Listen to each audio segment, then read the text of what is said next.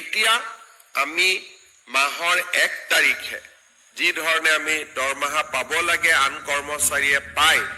তেনেকে আমি পাব পাৰিম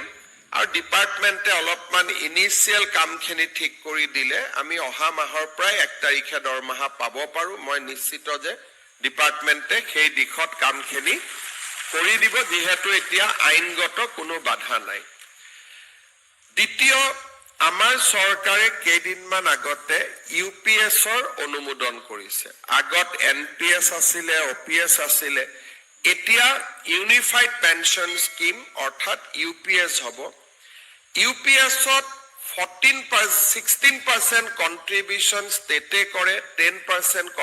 কন্ট্ৰিবিউশন কৰ্মচাৰীয়ে কৰে কিন্তু পেনশন আৰু যি আমাৰ পেনশনৰ লগত যেটো ডিয়াৰনেছ এলাউন্স হেতু আমি আগৰ অপিএছৰ দৰে পাম যদি আমাৰ 10 ইয়াৰ্ছতকৈ ওপৰত চাকৰি থাকে আৰু 10 ইয়াৰ্ছ চাকৰি থাকিলেও আমি এটা নিৰ্দিষ্ট পেনশন পাবলৈ সক্ষম হ'ম সেই বিষয়ে আজিৰে পৰা আপোনালোকে ইউপিএছত নিজক অন্তৰ্ভুক্ত কৰিব পাৰিব ইউপিএছৰ লগত এনপিএছও চলি থাকিব গতিকে আপোনালোকে কম্পেয়াৰ কৰিব পাৰিব যে ইউপিএছে আপোনালোকক লাভ বেছি দিব নে এনপিএছে লাভ বেছি দিব আৰু দুইটাৰ যিকোনো এটা পেনশন স্কিমত আপোনালোকে সোমাব পাৰিব 3 নম্বৰ চৰকাৰী কৰ্মচাৰী হোৱাৰ লগে লগে আপোন ঘৰ আপোন বাহন আদি দৰে সুবিধাত আপোনালোকে নিজকে অন্তৰ্ভুক্ত কৰিব পাৰিব চতুৰ্থতে যেটো আটাইতকৈ প্ৰয়োজনীয় আপোনালোকে এতিয়া ফুল মেডিকেল ৰিইম্বাৰ্সমেন্টৰ কাৰণে আপোনালোক এলিজিবল হ'ব আমাৰ যেটো মুখ্যমন্ত্ৰী লোক সেৱা আৰোগ্য যোজনা আছে আপোনালোকে তাত ইমিডিয়েটলি আপোনালোকে তাত ৰেজিষ্টাৰ কৰিব আন সৰকাৰী কৰ্মচাৰী সকলে যেনেকে মেডিকেল ৰিইম্বাৰ্সমেন্ট পায় তেনেকে আপোনালোকে মেডিকেল ৰিইম্বাৰ্সমেন্ট পাবলৈ সক্ষম হ'ব ইয়াৰ পিছত আমাৰ কৰ্মচাৰী সকলৰ বিপদৰ সময়ত সাবৰ কাৰণে আমাৰ চৰকাৰে কেইবাটাও অতিৰিক্ত ব্যৱস্থা কৰিছে আজি আমি নিবিচাৰো কিন্তু কৰ্মৰত অৱস্থাত কোনোবা সৰকাৰী কৰ্মচাৰী যদি মৃত্যু হয়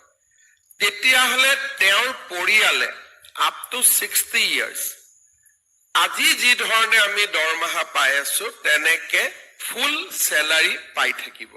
পৰিয়ালটোৰ কাৰণে এটা ডাঙৰ ৰিলিফ হয় যে আমি নিবিচাৰো কিন্তু মানুহ মৰণশীল আমি কোনেও ক'ব নোৱাৰো কোন কিমান দিন আছো আমি তো বিচাৰো যে আমি দীৰ্ঘ আয়ুস লাভ কৰিব লাগে কিন্তু মানুহ মৰণশীল আৰু সদায় আমাৰ ফ্যামিলিৰ কাৰণে এটা চিন্তা মূৰত থাকে এতিয়া আমি আমাৰ যদি কিবা কাৰণত এনেকুৱা দুৰ্ঘটনা হয় আমাৰ দৰমহাটো তৎকালীন ভাবে আমাৰ ফ্যামিলিয়ে পাই থাকিব আমি ৰিটায়াৰমেন্ট হোৱা দিনলৈকে আৰু ৰিটায়াৰমেন্টৰ পিছত তেওঁলোকে এনপিএছ ইউপিএছত আপোনালোকৰ যেনেকুৱা স্কিম আছে তেনেকে তেওঁলোকে পেনশন পাই থাকিব আমাৰ চৰকাৰে আৰু কেইটামান কাম আৰম্ভ কৰিছে যদি কিবা কাৰণত আমাৰ এক্সিডেন্ট হয় মৃত্যু হয় পাৰ্মানেন্ট ডিজেবিলিটি হয় তেতিয়াও আমি 1,80 লাখলৈকে আমি উইদাউট প্ৰিমিয়াম আমি ইন্সুৰেন্স লাভ কৰিব পাৰো ইয়াৰ লগতে আমাৰ চৰকাৰে দিয়া গ্ৰেচুইটি আদিৰ উপৰিও আমাৰ স্যালাৰি একাউন্ট ষ্টেট বেংকত হলে আমি এডিশনাল 10 লাখ টকাৰ যদি কিবা কাৰণত আমাৰ মৃত্যু হয় নৰ্মেল ডেথ হলেও আমি 10 লাখ টকা গ্ৰেচুইটি পাব পাৰো চৰকাৰখিনিত বাদ দি এক প্ৰকাৰ আজি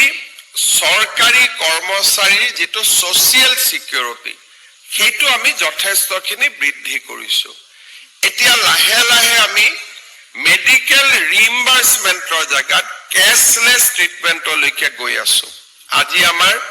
হস্পিটালত গলো ৰিইম্বাৰ্সমেন্ট যেতিয়া হৈ থাকিব কিন্তু আমি ক্যাশলেস ট্ৰিটমেন্ট পাম ভাৰত আৰু অসমৰ কেইবাখনো হস্পিটালত আমি ক্যাশলেস ট্ৰিটমেন্টৰ কাম আৰম্ভ কৰিছো অহা বছৰলৈকে বা তাৰ পিছৰ বছৰলৈকে ই আৰু বৃদ্ধি পাই গৈ থাকিব। গতিকে চৰকাৰী কৰ্মচাৰীৰ কেইবাটাও সুবিধা আপোনালোকে লাভ কৰিব, কাৰণ আজিৰ পৰা আন এজন চৰকাৰী কৰ্মচাৰী আৰু আপোনালোকৰ মাজত কোনো পাৰ্থক্য নাথাকিব। ডেফিনেটলি যেতিয়া আমি আপোনালোকক চৰকাৰী কৰ্মচাৰী বুলি ধৰি ল'ম, প্ৰয়োজন সাপেক্ষে আপোনালোকে ট্ৰান্সফাৰকো মানি ল'ব লাগিব, অৰ্থাৎ আপোনালোকে ইখন পৌৰসভাৰ পৰা সিখন পৌৰসভালৈকে আপোনালোক বদলীকৰণো হ'ব।